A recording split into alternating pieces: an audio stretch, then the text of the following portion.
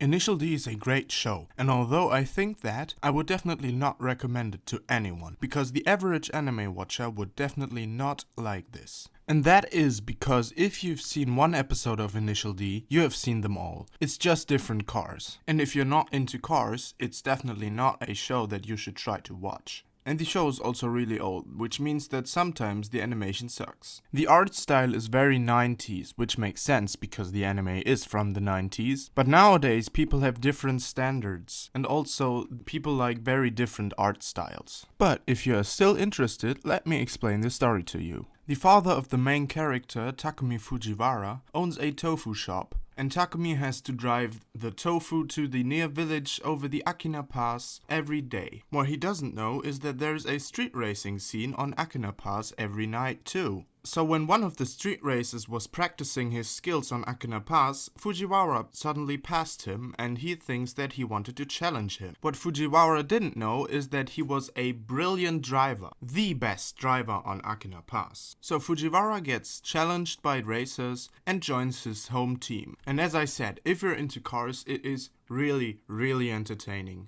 If you like 90s animation, it is also a really good show to watch. It doesn't really have great waifus, but who cares about that really? One of the characters once said, "Who needs girls if you're a race driver?"